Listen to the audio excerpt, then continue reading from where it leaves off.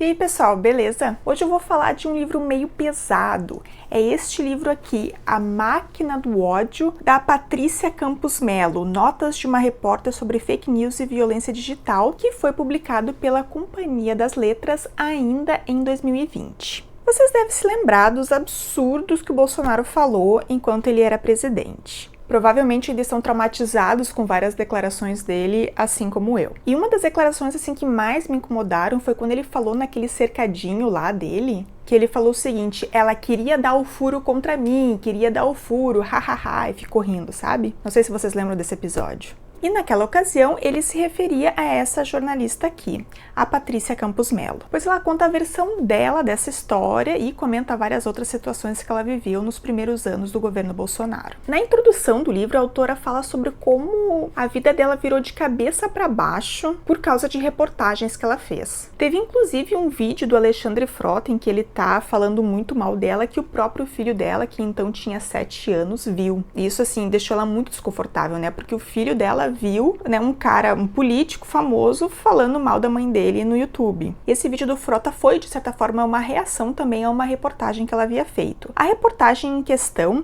foi uma reportagem que ela fez sobre agências de marketing que estavam sendo contratadas para enviar milhões de mensagens e influenciar as eleições. E esse tipo de estratégia de marketing, ele vai contra a legislação eleitoral. É a Lei 13.488 de 2017, que no caso diz, né, que é proibido contratar pessoas ou mecanismos para mandar pela internet mensagens ou comentários que ofendam a honra ou prejudiquem a imagem de um candidato ou partido. E essas matérias elas foram usadas politicamente assim pelos dois lados do espectro político, tanto pela esquerda, né, que pedia a impugnação da candidatura do Jair Bolsonaro, e também a esquerda que em função disso começou a perseguir a jornalista. E aí nesse tipo de perseguição acharam uma entrevista que a Patrícia de Campos Melo deu em 2013, na qual ela fala que ela se vê como uma pessoa de esquerda. Ela diz o seguinte: eu sou uma pessoa de esquerda, sempre votei no PT, mas isso não interfere na minha cobertura jornalística. Todos os jornalistas votam em alguém, mas nossa obrigação é separar isso e não imprimir viés à cobertura. E ela diz assim que ela se arrependeu muito disso, que isso foi um erro que ela cometeu. E eu já não sei se eu concordo. Eu discordo disso, assim, que foi um erro da parte dela. Porque eu acho que se dizer um jornalista imparcial é meio que uma ilusão. Eu acho que sim, tu pode almejar ser imparcial, tem que assim analisar a situação em questão, mas eu acho que tu pode demonstrar de que lado do espectro político tu está. E esse negócio de que não sou nem de esquerda nem de direita, gente, isso hoje em dia não cola mais. Eu acho que sim, eu acho que o que é fundamental é honestidade, é dizer de que local que tu tá falando. Porque o que acontece hoje em dia, né? Muitas pessoas de direita, principalmente de extrema direita, se dizem, não, eu não sou nem de esquerda nem de direita. E aí colocam, né, uma opinião como se aquilo fosse o senso comum, como se aquilo fosse a verdade completamente isenta. Não, eu não concordo com isso. Eu acho que, né, tu dizer de que lado tu tá falando, eu acho que é, acima de tudo, honestidade. Ainda na introdução, a jornalista ela vai falar assim como ela fez várias coberturas de guerras em vários países. Ela teve na Síria, no Iraque, no Afeganistão, e ela nunca precisou de guarda-costas. E aí, quando, em função dessas reportagens que ela fez nessa época, ela precisou andar com uma espécie de guarda-costas por São Paulo. Não era bem exatamente um guarda-costas, né, mas era um motorista que levava ela para cima e para baixo, porque era muito perigoso de deixar essa mulher andando sozinha na rua, né? Porque ela estava sofrendo muitas ameaças. E ao mesmo tempo, ela meio que passou assim a virar um símbolo da luta pela liberdade de expressão e pelos direitos das mulheres. Porque assim, foi muito misógino o que aconteceu com ela, né? Aquela declaração do Bolsonaro lá no cercadinho foi incrivelmente misógina. Isso tudo ela tá falando na introdução, né? E o livro ele é basicamente composto por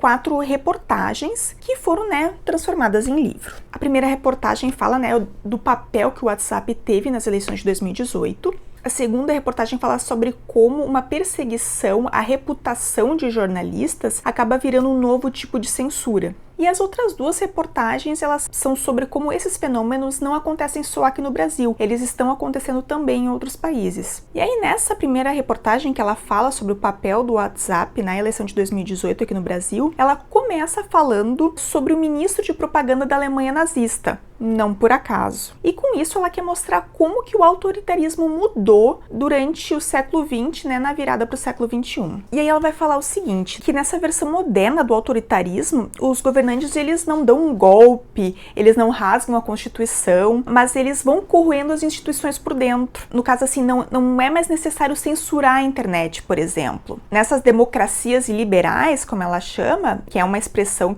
do Orbán, ela da Hungria, né, vai se invadindo, assim, a internet com a versão dos fatos que se quer emplacar, para que ela acabe se tornando a verdade e acabe abafando as outras versões daquela história, sobretudo nas informações que são realmente reais. Então, assim, é um novo tipo de autoritarismo que a gente está enfrentando, né? Não é um autoritarismo clássico que vai lá, né, e dá o golpe de Estado e manda fechar a imprensa. Proíbe, que coloca uma censura que tem que passar por um censor para ver se pode ser publicado ou não. É uma censura diferente, né? Porque como é que acontecia na época da ditadura no Brasil? Tinha um censor, né? Os jornais tinham que mandar essa versão para o censor e o censor dizia o que podia passar, o que não podia. Mesma coisa as músicas, né? Tem músicas clássicas aí da MPB que a gente sabe, tiveram assim que dar um jeitinho para poder passar pelo censor. Mas esse tipo de censura não existe mais nos governos autoritários de hoje em dia, né? Eles tentam emplacar as fake news, basicamente. O que eles fazem é tentar tornar essas notícias falsas em verdade. E foi isso que basicamente aconteceu no Brasil na eleição de 2018 por meio do uso do WhatsApp. Ainda nessa primeira reportagem ela vai falar sobre como o Carluxo, né, o Carlos Bolsonaro, como ele foi de certa forma um visionário, né? Ele se ligou desse processo que estava acontecendo, ele viu, né, que outros políticos de direita estavam usando esse tipo de estratégia em outros lugares e ele trouxe isso para cá, né? Ele viu que as redes sociais passariam a ser crucial nas eleições. E foi ele que tomou a frente, né? Ele estimulou a criação de diversos grupos no WhatsApp, no Facebook, ele identificou, assim, influencers, né, que tinham ideias afins e que pudessem, né, difundir diversas mensagens, que se transformaram, né, basicamente em influenciadores digitais da extrema-direita. Caso vocês não lembrem, né, o Jair Bolsonaro, tanto no Facebook, no Instagram, várias redes sociais, ele tinha muito mais seguidores que os outros candidatos, principalmente que o Haddad. Só para vocês terem uma ideia de números, tá? No Facebook, ele tinha 6,9 milhões de seguidores, que era quase 10 vezes mais do que o Haddad tinha, que era 689 mil, né? Então dá pra ver aí que a discrepância é gigantesca. E a criação desses grupos que o Carlos estimulou, eles funcionavam como listas de transmissão, basicamente. E aí as pessoas que estavam nesses grupos, né, cada grupo pode ter até 256 pessoas, essas pessoas acabavam, né, distribuindo essas informações que chegavam por ali para os seus conhecidos, para os seus contatos. E isso transformou o WhatsApp, assim, num veículo super, hiper, mega potente de disseminação de propaganda política, ou de desinformação, né, porque muitas das informações que rodavam por ali não eram verdadeiras. E eu lembro que nessa época se falava muito, né, que a esquerda precisa aprender a usar as redes, e não sei se a esquerda aprendeu. O que vocês acham?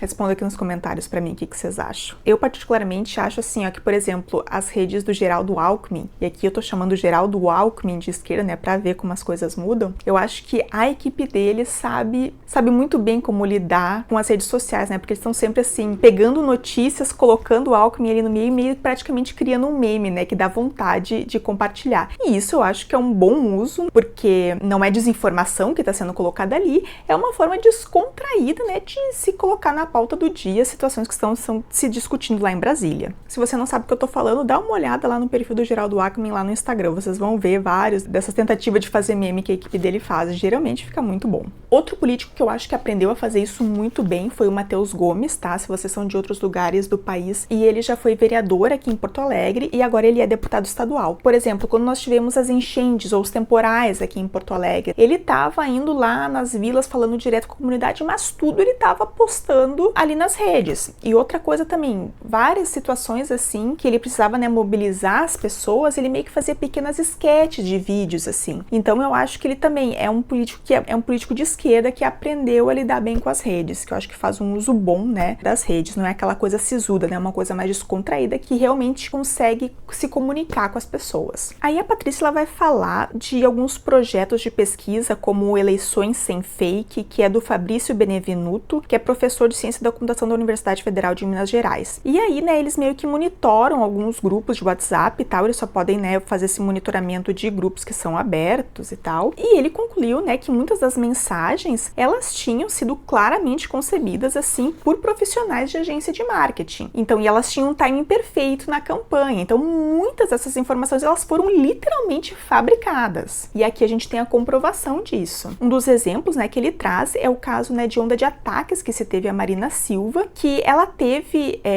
assim, um desempenho bom, né, no primeiro turno de 2018, porque ela bateu de frente com o Bolsonaro, principalmente em debates, sobre declarações dele, né, dizendo que as mulheres deviam ter salários mais baixos que os homens. Agora eu não lembro que se foi em debate, ou porque eu acho que depois ele acabou não indo mais em debates, né, não lembro exatamente. Mas aqui foi uma coisa que a Marina Silva se saiu bem quando discutiu com ele. E aí até vou ler o trecho aqui, a própria jornalista cita, né, a fala da Marina, e eu vou ler pra vocês, porque é realmente uma fala muito boa. No debate, Marina questionou Bolsonaro. Só uma pessoa que não sabe o que significa uma mulher ganhar um salário menor do que um homem e ter as mesmas capacidades, a mesma competência, ser a primeira a ser demitida, ser a última a ser promovida, e quando vai a uma fila de emprego não é aceita simplesmente por ser mulher. Tem que se preocupar sim, porque quando se é presidente da República, a gente tem que fazer cumprir o artigo 5º da Constituição, que diz que nenhuma mulher deve ser discriminada. Hablou muito aqui a diva, né? Logo depois desse debate, né, que teve uma repercussão positiva para Marina, começou a se ter, né, uma ampla circulação no WhatsApp de notícias falsas, de meme, de deboche contra Marina Silva. E também começou, né, a rolar notícias de que ela, sendo evangélica, ela iria apoiar um plebiscito sobre o direito ao aborto no Brasil. Olha só como esse pessoal, né, é baixo. Porque a gente sabe que a Marina é uma pessoa super religiosa e que ela nunca apoiou o aborto, bem pelo contrário. Inclusive, é algo que eu lembro que na eleição anterior, ainda acho que se eu não me engano é de 2014, nem cogitei votar nela justamente por causa disso. E isso, assim, tinha um objetivo claro, né, essas fake news que colocaram que ela ia fazer um plebiscito sobre aborto. O objetivo de impedir que essa candidata ganhasse votos na direita.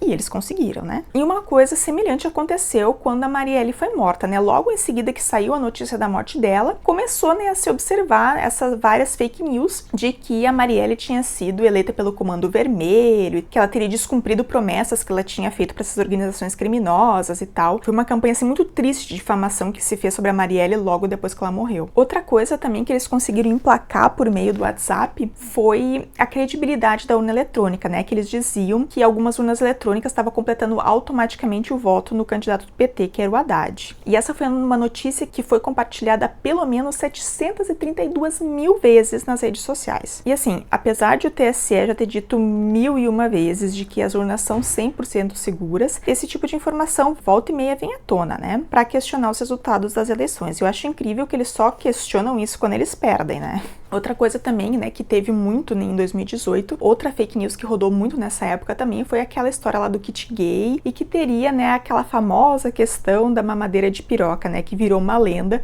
E eu lembro que até no carnaval do ano seguinte, as pessoas, né, algum grupo meio que fez uma mamadeira com uma piroquinha assim no início para usar no carnaval, né?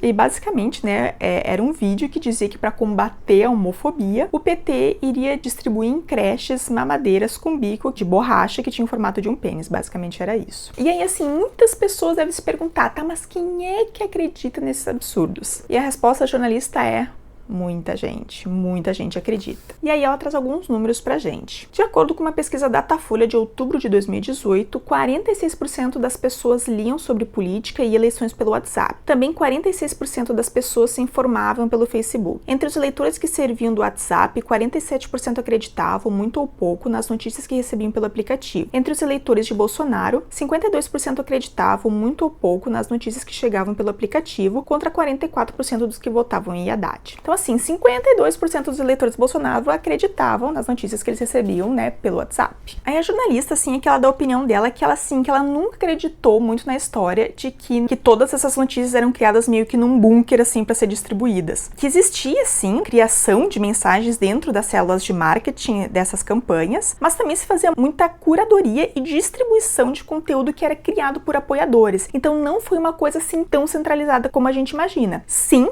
teve coisas que foram realmente criadas por essas agências de marketing, mas nem tudo. Os próprios apoiadores, né, ajudavam a fabricar essas coisas. E ela chegou a entrevistar alguns funcionários dessas empresas de marketing. E aí também ela vai trazer algumas questões sobre como que era a legislação na época, né, que algumas coisas foram se alterando aos poucos. Essas empresas de marketing, elas tinham pacotes de disparos pelo WhatsApp e que elas já estavam planejando, né, uma grande operação na semana anterior ao segundo turno. Só que essa já era uma prática ilegal, porque como se tratava de doação por empresas, isso já seria ilegal, né? Que nessa época aqui já não podia ter mais doações de pessoa jurídica, somente de pessoa física. E essa proibição foi, né, para impedir de que empreiteiras e tudo, né, financiassem candidatos e depois, né, exigissem favores de volta. Quem insistia em fazer isso, né, fazer doação por pessoa jurídica, isso acabava virando um caixa 2. E essas agências de marketing, elas estavam fazendo isso, era uma espécie de caixa 2. E depois, a partir de 2019, né, logo depois da eleição de 2018, esse envio de mensagens em massa pelo WhatsApp passou a ser proibido. E depois, né, a legislação eleitoral, ela também proíbe essa compra de base de dados de terceiros. O partido, ele só pode mandar mensagens para as pessoas, né, que pediram para que o partido mandasse, que geralmente são as pessoas afiliadas ao partido, ou simpatizantes do partido, enfim. E assim, tudo isso estava nessa reportagem que a jornalista fez naquela época. Em nenhum momento ela dizia que o Jair Bolsonaro sabia dessa movimentação ilegal, ela em nenhum momento implicou ele. Até porque ela nunca chegou, né, a indícios, né, contundentes de que ele estava envolvido nisso, de que ele tinha conhecimento disso. E aí foi nessa época que essa jornalista começou a sofrer, né, os ataques, começou a ser perseguida e tal. E aí ela fala aqui, né, que se ela tivesse dito como que uma reportagem é feita, se ela tivesse explicado como um jornalista trabalha para obter informações e tal, talvez essas coisas não teriam tomado as proporções que tomaram. E eu não sei se é bem assim, tá? E eu acho que teria dado problema do mesmo jeito. Essa reportagem teve, né, uma consequência concreta, que a Polícia Federal abriu um inquérito sobre disseminação de fake news. Só que nunca se autorizou, né, a busca e apreensão nessas agências e tal. Quando, né, começou a ter essa movimentação, né, Patrícia, ela conseguiu confirmar a informação de que, de algumas fontes dela, de que começou, né, uma grande queima de arquivo nessas agências quando essa reportagem foi publicada, né, então realmente já nem teria mais muita coisa. E aí, uma das estratégias que a jornalista fez para chegar em funcionários ou ex-funcionários dessas agências foi fazer um levantamento de ações trabalhistas contra essas agências para tentar conversar com essas pessoas, ou seja, né, eram pessoas que tinham alguma encrenca com esses ex-empregadores para que ela pudesse conversar. E foi assim que ela chegou até um cara chamado Hans River do Rio Nascimento. Guardem esse nome, né? Hans River. E aí ela consegue se encontrar com ele e tal, e ele diz, né, que tem muito para falar sobre. E aí eles se encontraram meio que numa padaria de esquina e tal, ela dá os detalhes de como se eles viram pela primeira vez e tudo. E aí esse cara, ele começou meio que a chorar as pitangas, assim, pra jornalista, né? Ele começou a dizer que ele tava sem grana, que ele não tinha dinheiro nem pra comprar insulina, que ele era diabético. A Patrícia, ela se ofereceu pra pagar, né? Parece que custava R$30. Ele pegou o dinheiro, foi até a farmácia e tal, ela pagou almoço pra ele e tal. E os dois basicamente conversaram, né? E aí ele confirmou pra ela, né, de que 99% do que eles faziam eram disparos pra políticos e tal. Só que ele não conseguiu apresentar, assim, indícios concretos, ele não conseguiu dar provas para Patrícia. Por isso também a Patrícia, né, não citou nomes de candidatos. Aí o cara falou, né, sobre como que era o trabalho dele na agência, que era basicamente, né, desbloquear chip de celular. Ela vai atrás de várias e várias coisas, assim, e ela vai até a Espanha eu acho que ela ia pra Índia, ela meio que fez uma escala na Europa, ela deu um jeito de ir até a Espanha para tentar confirmar uma informação lá com um cara que eu acho que era, não sei se dono ou gerente de uma agência de lá e tal, e ela meio que conseguiu gravar esse cara, e ela dizia, né, que a gravação era uma bomba, né, porque se ela conseguisse confirmar a informação que ela teve com o cara, era meio que a prova de que havia caixa 2 nas eleições aqui de 2018. E segundo ela, isso era meio que um caso, né, de terceirização de caixa 2, né, colocando isso para essas agências de marketing. E aqui eu vou ler como que funcionava esse esquema, né. O esquema mostrava quão fácil era influenciar uma eleição. Bastava uma conexão de internet, um cartão de crédito ou conta no PayPal e se enviavam milhares de mensagens de WhatsApp em benefício ou detrimento de algum candidato. Qualquer agência, em qualquer lugar do mundo, poderia ser acionada, mas eu não podia publicar uma reportagem baseada em um áudio, mesmo que enviado por um dos participantes da conversa. Era preciso confirmar com o dono da agência, sediada na cidade de La Coruña, na Galícia, na Espanha. E spoiler, ela conseguiu confirmar isso, tá? Então a gente sabe, né, que realmente teve essa terceirização de caixa 2. E aí, numa outra situação, ela estava em Medellín, na Colômbia, e ela viu um porta-voz do WhatsApp dizendo, né, com todas as letras, o seguinte: na eleição brasileira do ano passado, no caso do ano passado era 2018, houve atuação de empresas fornecedoras de envios maciços de mensagens que violaram nossos termos de uso para atingir um grande número de pessoas. E ela meio que olhou, né, para as colegas jornalistas que estavam ali com ela, né, nossa, o cara realmente falou isso, realmente admitiu isso. Basicamente se provou que isso realmente ocorreu. E aí, finalmente, né, como uma consequência dessas reportagens dela, em dezembro de 2019, finalmente, né, o TSE passou a proibir o envio em massa de mensagens. Em 2018, quando ela publicou, né, as primeiras denúncias denúncias, o próprio TSE não sabia a diferença entre impulsionamento, né, que é a estratégia, né, de colocar propaganda no Facebook, no Twitter, que se negocia direto com as plataformas, e esses disparos em massa. Os próprios ministros desses tribunais superiores não sabiam essa diferença, até porque era uma coisa mais nova, né? E aí eu vejo que, assim, né, aqui a legislação, ela tá sempre correndo atrás da máquina. Sempre vão surgindo coisas novas e a legislação, né, tem que dar conta dessa nova tecnologia. Na segunda reportagem, como ela fala, né, sobre como assassinato de reputação, que foi o que ela disse que aconteceu com ela, é uma nova forma de censura, ela vai falar sobre, em palestras que ela dá, sempre perguntavam para ela como era ser uma mulher, né, fazendo cobertura jornalística de guerras ao redor do mundo e tal. E ela sempre diz que isso sempre foi um benefício para ela, né? Ela sempre conseguiu se aproximar, às vezes, das pessoas pelo fato de ser mulher. E aqui no Brasil, não, né? Aqui no Brasil, o fato de ela ser mulher, ela se tornou um alvo. E aí, em 2020, começou a surgir assim, ó, várias imagens ofensivas sobre essa jornalista, e aí aqui ela descreve uma, né? Em uma delas, uma mulher aparece nua, de pernas abertas, em cima de uma pilha de nota de dólar. Em outra, o rosto dessa mesma mulher aparece com a legenda: Folha da puta, tudo por um furo, você quer o meu? Patrícia, prostituta da Folha de São Paulo, troca o sexo por informações sobre o Bolsonaro. E tem uma em que essa mulher, sempre a mesma, aparece com a frase: ofereço o cozinho em troca de informações sobre o governo Bozo. Peço desculpas pelas palavras grosseiras, isso é a jornalista, mas estou apenas descrevendo alguns dos incontáveis memes que passei a receber todos os dias, compartilhados por milhares de pessoas por WhatsApp, Facebook, Twitter e Instagram. São o meu rosto e o meu nome que são nesses memes. E isso é pesado, né, gente? E eu acho que isso meio que ficou numa bolha meio de pessoas de direita, assim, porque isso nunca chegou em mim. Eu não lembro de ver esse tipo de material aqui. Eu lembro, né, do Bolsonaro falando dela, ela quer o furo e tal, que se referia a ela, mas essas mensagens nunca chegaram até mim. Mas eu imagino que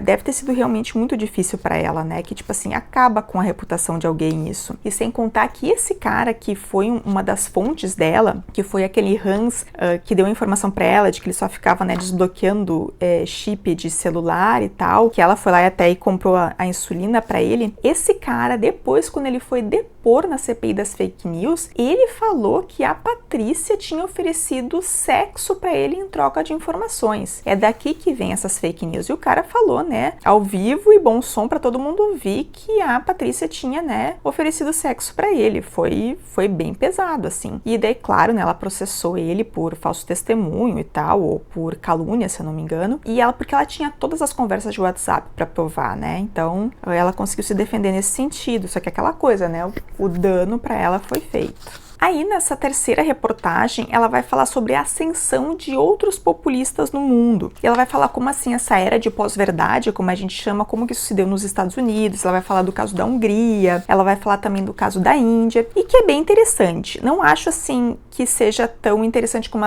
essas duas primeiras reportagens, mas ainda assim, eu acho que foi bacana. Eu gostei de saber, assim, dos mecanismos do que realmente tem em comum, que aconteceu aqui conosco, e como isso são processos que a gente consegue observar em diversos lugares. E aí, no final, ela vai falar, né, sobre, de novo, sobre o Bolsonaro e sobre como o Bolsonaro se inspirou no Orbán, lá da Hungria. E aí, por fim, ela fala assim, né, que a tarefa primordial do jornalismo em geral, né, é investigar igualmente governo e oposição, esquerda e direita, de forma apartidária. E isso, assim, eu não sei se isso é possível, entendeu? Eu não sei, eu acho que isso é uma ilusão, né? Eu acho que essa ideia de ser 100% isento é meio que uma ilusão. Eu acho que é algo que tem que se ter como norte, mas é que a gente sabe que é praticamente impossível. Aí ela também vai falar um pouco sobre como essa questão, né, da desinformação foi um problema, né, também durante a pandemia, porque isso aqui ainda foi publicado, né, durante a pandemia, então isso, né, afetou muitas pessoas, né, essas faltas de informação. E aí, por fim, ela vai falar, né, sobre como o jornalismo tem um papel importante nisso, né, porque estava se falando, por exemplo, assim, que não se precisava o uso de máscara naquela época, né, tinha várias fake news nesse sentido, não sei se vocês lembram. E aí o jornalismo, de certa forma, conseguia, né, dar essa credibilidade às informações. Não, tem que usar máscara sim e tal. E aí ela, né, claro, né, ela sendo uma jornalista da Folha, ela vai defender muito o veículo em que ela trabalha, né, ela também admite, né, que eles fizeram vários erros, como, por exemplo, essa falsa simetria que existe, sabe?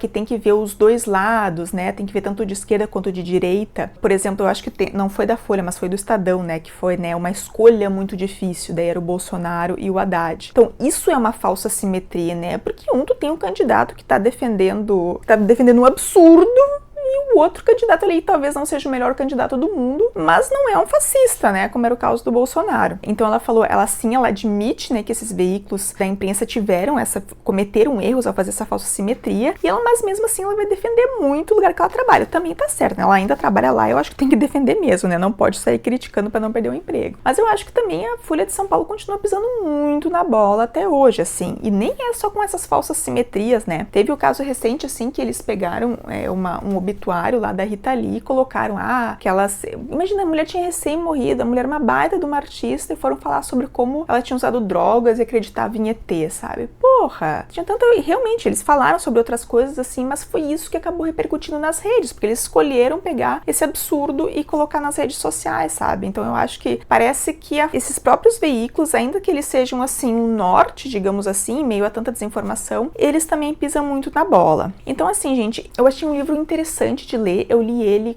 nas férias, eu li ele em 2 voos, basicamente, e foi uma leitura, apesar de ser uma leitura pesada, não foi uma leitura chata. Bem pelo contrário, assim, eu consegui... Porque como eu tinha vivenciado tudo isso não fazia muito tempo, eu consegui entender o porquê de várias coisas, né, que eu vi, enfim, na imprensa naquela época.